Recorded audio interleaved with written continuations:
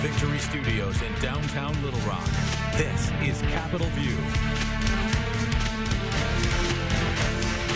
And good Sunday morning to you. Welcome into Capitol View. I'm Jay Burr. Well, he's certainly an interesting follow on social media. He has also got some big-time clients. We'll kind of talk about that for another day when it comes to college football coaches. But he's also a candidate for lieutenant governor on the Republican side. He's one of about 20 that we've got going on here. It's Chris Bequette. We finally got him in studio.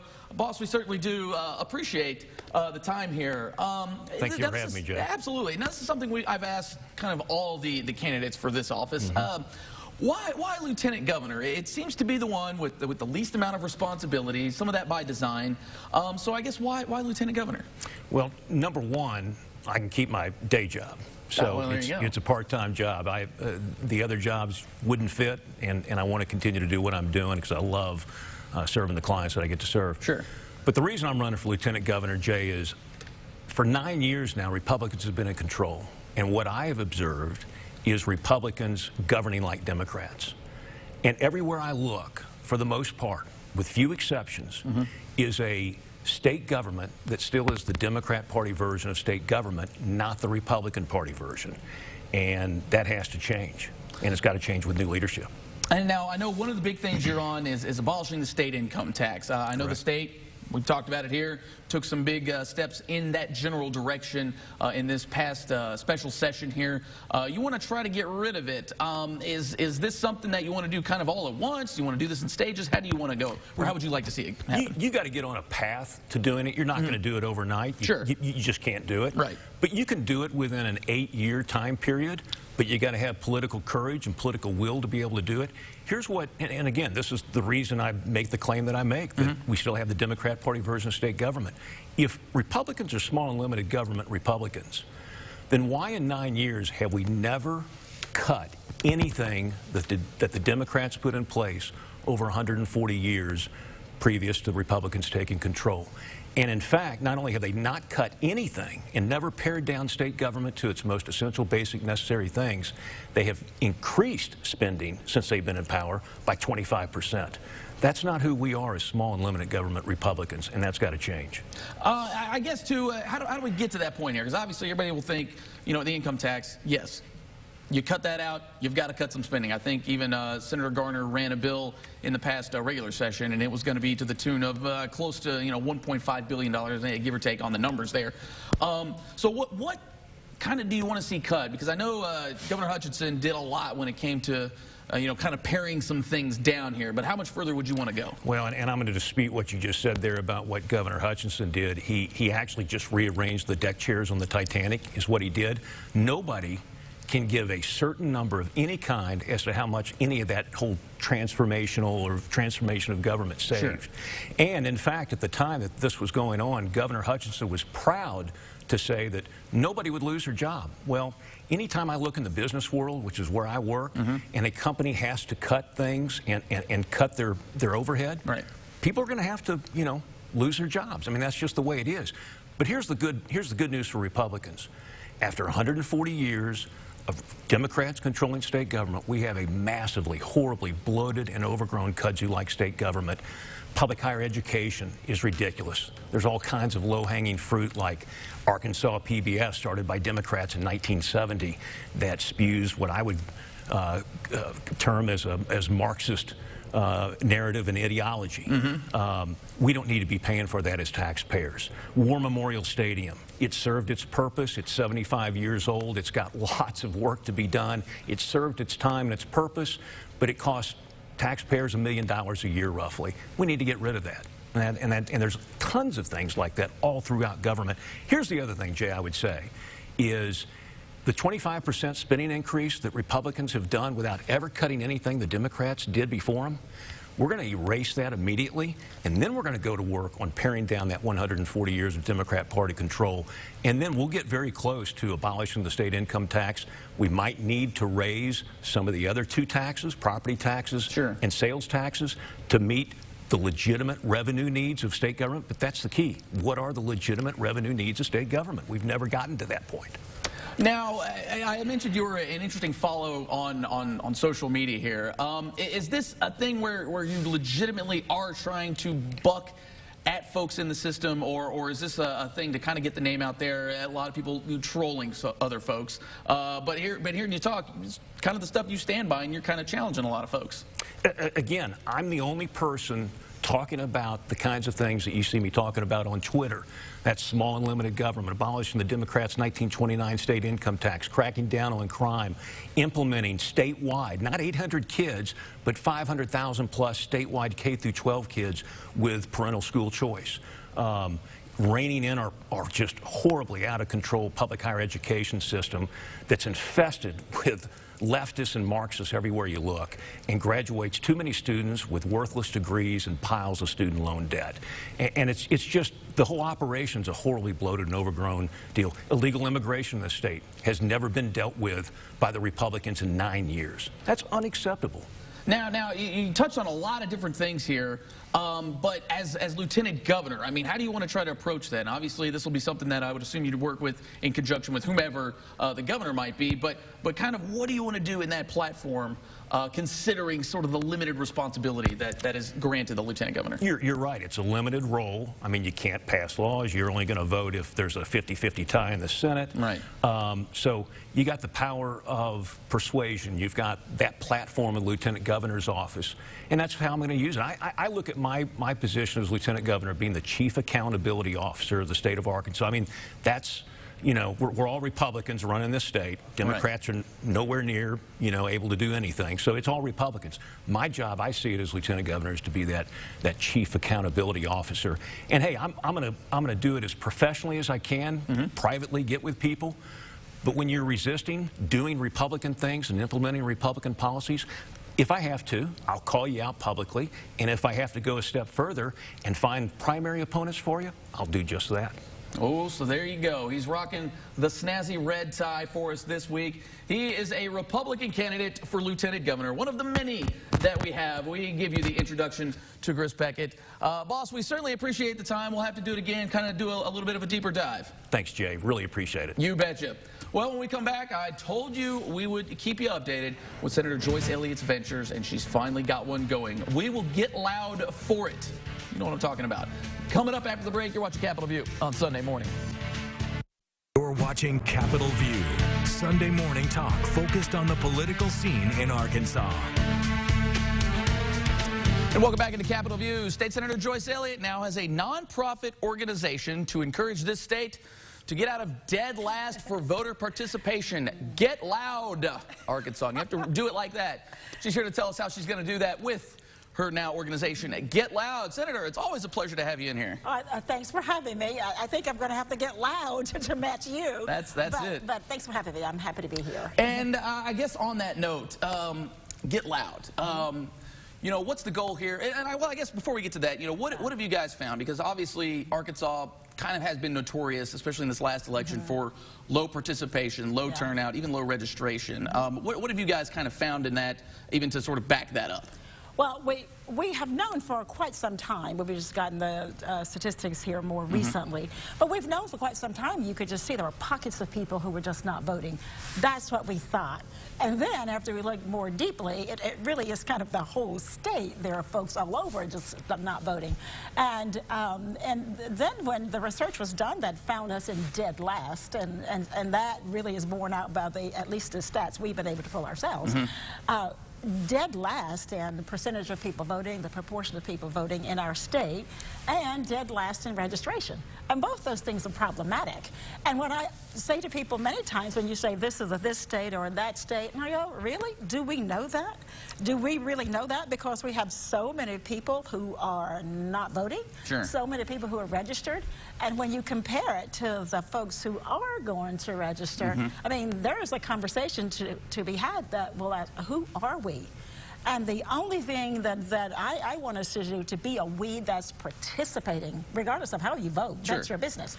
But after I've seen so many things change in the country over, let's say, the last 10 years or whatnot, because people are not voting, they are not making their voices heard. I mean, that's on. It's neither Democratic or Republican. It's both sides and those who are not connected to anybody who are just simply not voting.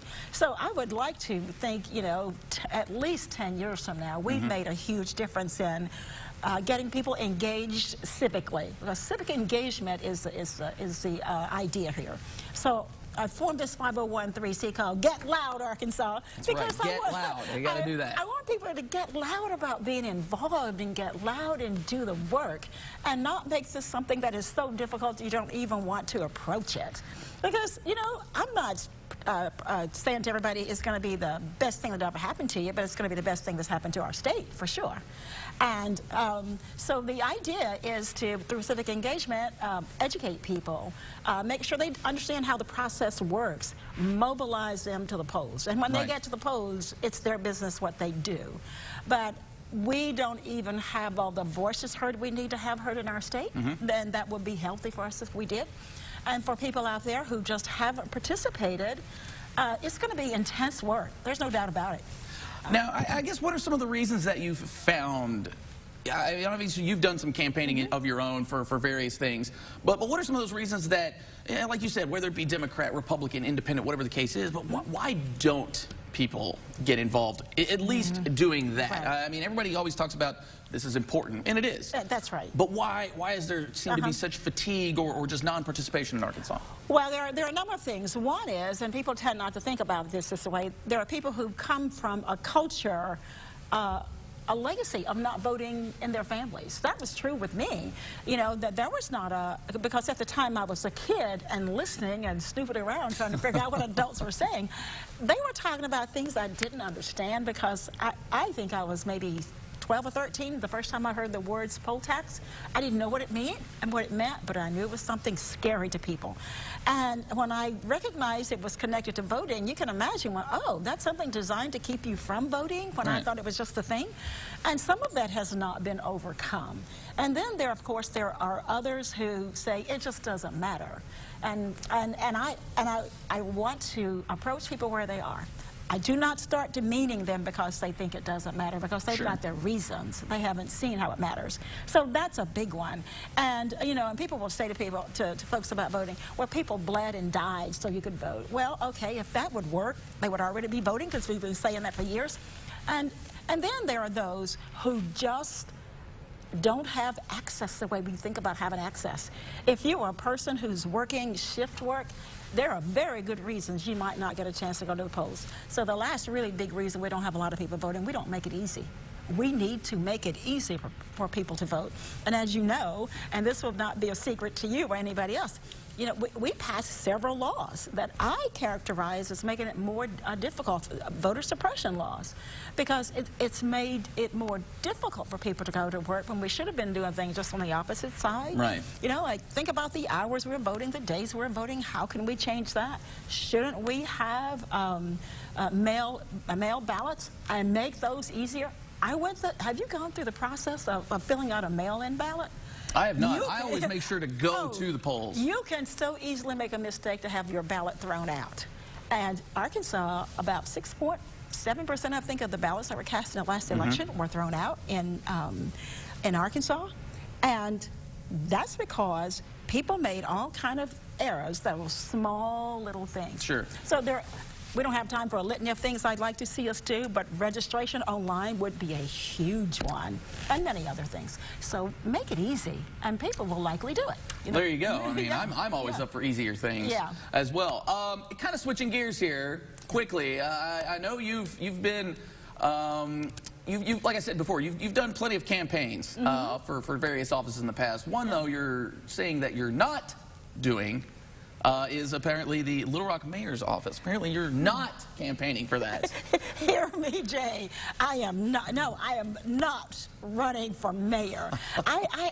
You know, I love meeting people in the grocery stores or wherever. That's where I meet a lot of people. Right. But if you want to talk to me about something, I am there for you. Meet me in the dog food aisle. But You don't have to waste your time talking to me about running for mayor of Little Rock. It is not happening. I don't know how this rumor got started, but it's been a really robust rumor. It has, yeah.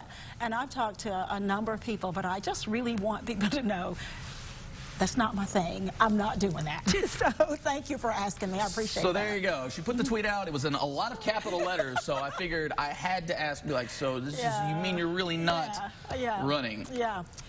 Could I please tell people about what the website? Yes, plug it away. Yeah, please go to Get Loud Arkansas. Where am I looking? GetLoudArkansas.org at our website and learn all the things you can do to help us out with this effort, because we're going to need an army of volunteers and people making contributions of whatever size you can. So I hope people will do that, because we can change things with civic participation in our state. Hey, it's just like on this show. We want you to care even just a little bit. Yeah. And Senator Joyce Elliott will be doing that with Get Loud Arkansas. Senator, we always do appreciate the time. It's always fun to have you in here. Oh, I thank you so much. All right. Merry Christmas. Absolutely. When we come back, the Department of Finance and Administration, it is a full-time department with some big-time issues that they're handling. We'll try to tackle a few of these things over on the other side. You're watching Capitol View on Sunday morning. You're watching Capitol View, Sunday morning talk focused on the political scene in Arkansas. And welcome back into Capitol View. There's a lot of money changing hands, obviously, because it's the Department of Finance and Administration. So here to kind of let us know what's going on up there, because there's been a lot of changes of late, is DFNA spokesman Scott Hardin. Scott, it's always fun to have you in here, and I always feel like I learned something when you come through here. Well, Jay, I'm happy to be here anytime. All right, let's get to it here. Big thing, and we talked about it earlier in the show too, but tax cuts. You guys obviously are sort of the purse strings when it comes to that. How do you guys go about implementing a plan such as this? Now granted, we're also not dropping all the way to 4.9 and all that, but there's a lot of things that get weaved in between there. We're talking about cliffs, all this stuff. How do you guys actually physically go about implementing these types of things? It's a great question, and I say on a daily basis, DFA has some of the smartest people I've ever worked with, ever. You almost have to, yeah. Yes, so we have economists that are looking at it and planning and saying we expect to collect this much tax revenue over the next year, and then they simply build that in and say, okay, this next year, as we project, we're going to build in, which is ultimately going to be, when we fast forward a few years, just looking at the individual income tax side of it, $431 million that remains in the pockets of taxpayers versus with the state. So that's $431 million that we have to plan for, and we're already looking at that. So it's incremental over the next few years, but we have some really smart people who look at the entire economy, project exactly how much tax revenue we're going to collect, and we have everything in place. So it's not as if the state is surprised when we're missing $430 million here in a few years. Another thing, too, that was passed during this special session, you guys got a big old appropriation. Now, it was from the ARP funds, $3 billion. Yeah. Now, nothing necessarily changes with this, right? I mean, you guys are just kind of doling it out how you normally do. Exactly. So, yeah, between the CARES funding, we had the over $1 billion in CARES funding that's now out the door for the most part. Now we have that $1.57 billion in ARPA funding, which, as of today, about more than $650 million of that $1.57 billion total has been issued. Or are committed. Right. So we get the second half this coming summer, another $750 million, and a lot of money going to broadband, which is going to be great for the state and help quite a few people. So that really is helping. And you look at just last year, I mean, we had a record surplus. And I think we have to attribute some of that to the stimulus funding. Absolutely. Hopefully one of these things that government's actually working for a change here. Yeah. You mentioned broadband. Obviously, things that folks could potentially do on their phones, on their computers, is bet sports. I know that's been a big thing up there at DFNA when it comes to some of that stuff. What's y'all's role when it comes to that, and then kind of how's sports betting going? Yeah, it's a great question, because when Arkansans approved casino gambling back in November of 2018, they may or may not have realized that when they checked that box and said, yes, I want casino gambling, they were also approving sports betting in the state. So with 4 casinos, 3 of which are now in operation. Yeah. They were also approving sports betting. So since then, they approved it in November of 2018. The first sports bet was placed July 2019. And since that time, Arkansans have wagered about $100 million on sports. We just crossed the $100 million mark just last month, actually. Wow. And to put that in perspective, to show you how much that's picked up over the last few months, $10 million of that $100 million total happened in October. So wow. We had a record month in October, which to me, it just shows us, one, we are absolutely a football state. You go back and you look at how much was wagered in July, August, we were looking at about $3 million a month wagered. Then you jump to October and we go up to $10 million. So one, we're a football state. Two, we're even more of a football state when the Hogs are doing well. So, yeah, there you go. But so $100 million wagered, and that's just physically bet at the casinos. You have to get in your car, drive to one of the casinos. You have to be on the casino property to place a bet right now. But the mobile game could potentially change that. I know we're kind of still going through the comment period on some of that. And I guess without saying one way or the other if this is going to happen, but how could this, easy for me to say, potentially work out if approved? Yeah, if this happens, right now we're accepting public feedback, which checking it at the office before I came in, the majority is supportive. It says we want to be able to bet sports on our mobile device. Thankfully, the tools are in place to keep people safe, make sure we don't have people underage doing it. So people seem to want it for the most part. So if that does happen, on December 30th, we'll have a public hearing. People can come, tell us if they support it, if they hate it, whatever, let us know. But if it's approved on that date, then it would go before the legislative committee maybe as early as that January meeting. And if that's approved, then we could see sports betting in place, mobile sports betting in place by the Super Bowl. So you fast forward, rewind to last year, we had just under $1 million bet on the Super Bowl at those 3 casinos. I think if we have the mobile option, you see that move to several $1 million. Wow. And I guess, too, what is the... I guess what's the state's take on this? Because obviously, we're not going to approve these things unless states getting their cut of it. Yeah, so the exact same rate that applies to casino gambling, whether it's a slot machine, a table game, the same revenue, the tax structure that applies to that also applies here. Again, you look at $100 million wagered over the last couple of years, seems like a massive number, but then you look at what's being wagered on slots and table games. It is a very small percentage of the overall business at casinos. But this could really open it up. I mean, you look at Northeast Arkansas, Northwest Arkansas, hundreds of thousands of people that potentially may want to place a bet, but they're not going to drive several hours to do it. Right. So, well, that one's going to be fun when we get to that. See, the time flies by here when you're having a good time with your pals here. Scott Hardin with the Department of Finance and Administration, thanks for coming in. You kind of explained some big ticket items here, and hopefully we'll see what happens here with sports betting soon. Thanks, Jay. It's always fun. Oh, yeah, obviously. Again, we thank you. And we are back to wrap it up after this. You're watching Capitol View on Sunday morning. You're watching Capitol View, Sunday morning talk focused on the political scene in Arkansas. And that is it for this edition of Capitol View. I want to thank all of my guests. We had a plethora of them this week that came in studio to drop that knowledge here. Make sure you come back here right at this time again next week. We appreciate it, and we will see you then.